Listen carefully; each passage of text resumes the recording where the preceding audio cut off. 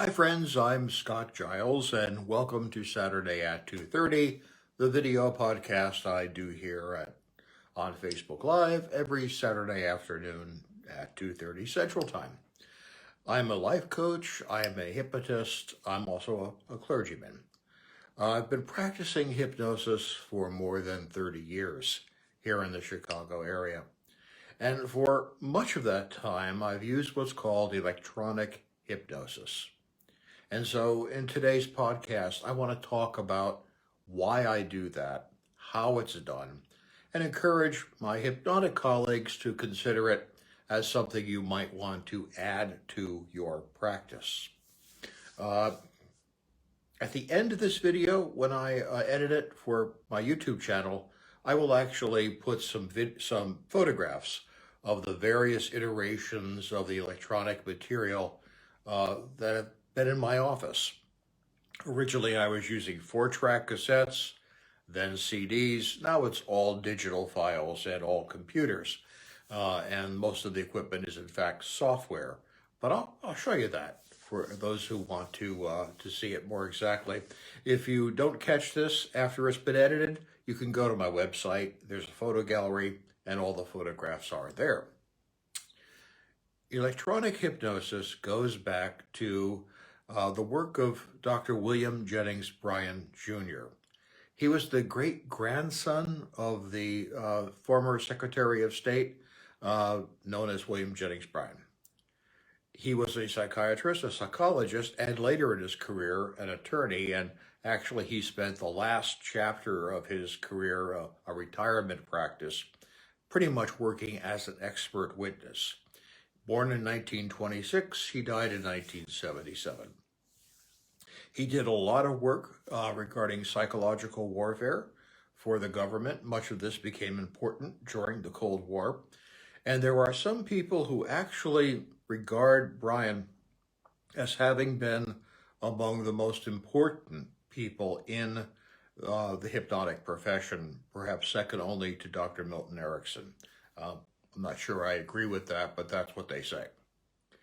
Bryan would work with multiple clients at a time. You came into his office, he would interview you and would prescribe a series of hypnotic sessions for you.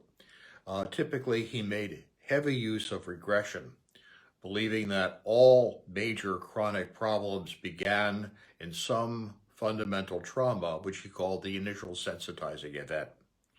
This would be reinforced over time with subsequent sensitizing events. Then there would be a symptom-producing event, and then a symptom-intensifying event that would cause the client to come for help. And the hypnotist would regress the client over time and reprogram the damage that had been done at an earlier time with all the layers of trauma or misfortune that have been added to it.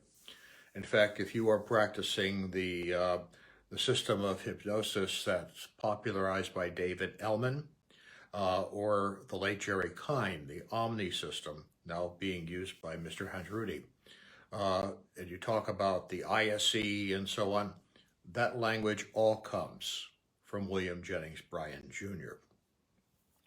What Bryan would then do after his interview is you would be escorted to a relaxation room, a small room with a recliner. A video camera would be on you so he could take a look at what you were up to. You'd be given headphones, and Bryan would work from a central console.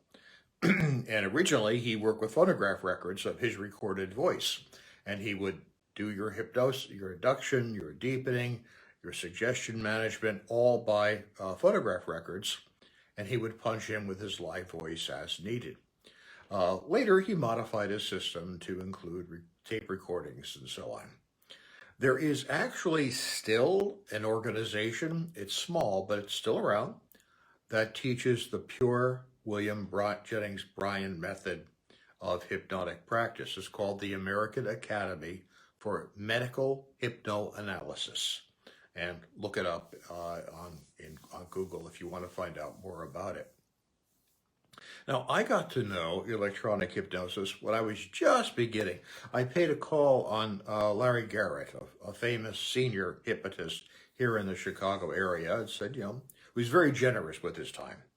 And I asked Larry, how do you do this? Because it was obvious that he was earning a good living doing full-time hypnotic practice. And Larry was running a system similar to what Dr. Bryan used. In fact, some people call that system a BEAR, a Bryan Electronic Automated Robot. He had separate relaxation rooms, and he worked at the time with cassettes. I suspect Larry, who's still in practice, has probably upgraded his system. But clearly, that was something I wanted to do. It became obvious that it's very, very difficult to earn like a six-figure living as a hypnotist if you're not using some form of electronics. I don't work with multiple people at a time. My clients tend to have major medical problems, so they're right there in the office with me.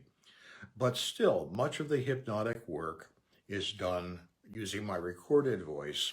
I will punch in with my microphone and customize and so on. But I use a vast library of recorded material that I've created over the years.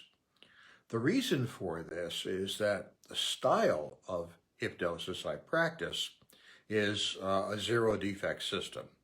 It needs to be perfect or it doesn't work. It's fundamentally based on the language patterns of Dr. Milton Erickson. And the only way I can guarantee that my hypnotic pattern is perfect is to have it pre-recorded, or at least the important parts pre-recorded. That way I can't accidentally call the client by the wrong name. I can't accidentally say the opposite of what I intended to say. And some of the Ericksonian language patterns are really complicated, and you've got to be sitting there with a script reading them, or you're going to get them wrong. You could never memorize them. The advantage of electronics, even if you're working with just one client at a time, is that it deals with the physical limits of being a professional hypnotic practitioner. If you're doing all of your sessions conversationally, just talking to the client, you're going to burn out after 3 or 4 clients in the course of a day. Now, at my height, I would sometimes see a dozen or more clients a day in back-to-back 1-hour sessions. I don't do that anymore because I'm pushing 70 and I don't have the stamina to do that. But I still see, it's not unusual to see anywhere from 6 to 9 clients in the course of a day. And if I did all of that one-on-one with no electronics to give my voice a rest, at the end of the day, I'd be a cabbage. I'd be emotionally exhausted. I would have made mistakes and I would be feeling bad about that. My voice would be blown. Not good. Using a digital system, however, or a electronic system, which in my case is now digital, my induction is recorded, my deepening is recorded, major common suggestion patterns are recorded, and I use digital software, basically the software created for disc jockeys. I use Tractor Pro by Native Instruments to assemble all of this into an absolutely seamless product as far as the client is concerned, what they're experiencing in their headphones, and I can punch my live voice in and customize at any point to create something just for that client. And as I'm mixing many different pieces of pre-recorded material together, each hypnotic session really is unique. Plus, it becomes very easy to give the client a copy of the hypnotic work because it's all being done electronically. I can easily just patch a recorder in and make a copy for the client. And again, these days I use a digital recorder. Years ago, when I was on the faculty of the Lydecker Institute here in Elgin, the now since closed as Art Lydecker has retired, Art did using light and sound machines. And because I was part of the organization, I used them too. And he had custom designed units that were really quite good. He did a great job with that. And I found light and sound with the clients wearing a visor that gives them a light show, as well as hearing the sound from the machine, and your voice or recorded voice was very effective.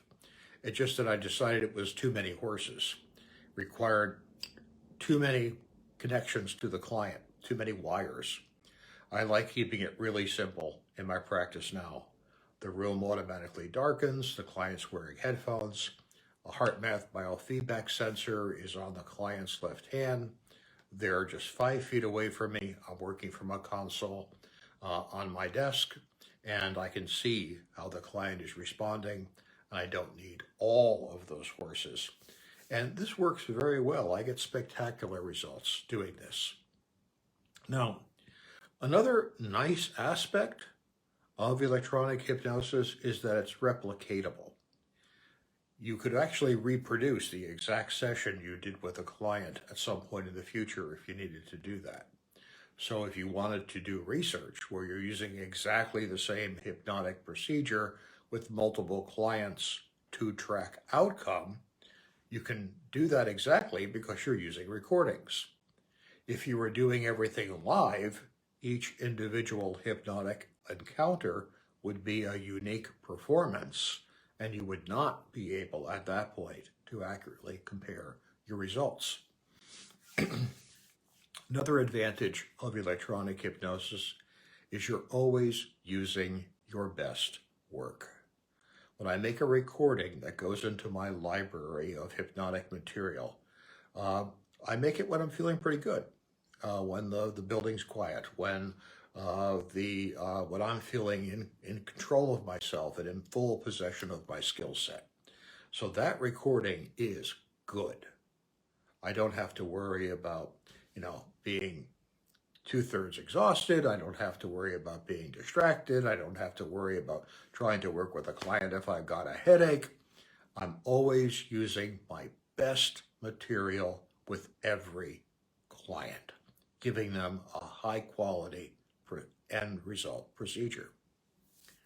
So if you want to do this, you're probably going to need to get some specialized training. I don't do individual training myself anymore, although I do mentor colleagues that are interested in that. You're going to need to find someone, ideally in your area, who is doing electronic hypnosis, and there are a good number of us now, and see if you can mentor with them, and they can actually show you how to design your system and how to put it together. It's a lot easier than it used to be. You're no longer running wires with banana clips and that sort of thing. It's all computers and software that was developed for the audio industry and very easily adapts to hypnotic practice. So that's electronic hypnosis from William Jennings Bryan Jr., his initial genius in constructing the first of these systems, which have proved themselves over time, creating a very professional and very scientific hypnotic product. Thank you very much for your time and attention today. I'll be back next week at 2:30 on Saturday with another talk on a different topic that appeals to me, and I hope you'll tune in. Please feel free to like, subscribe, and share. It helps me if these videos are distributed, so if you'd like to share it on social media, please do so. Take care of yourself, stay well, and stay safe.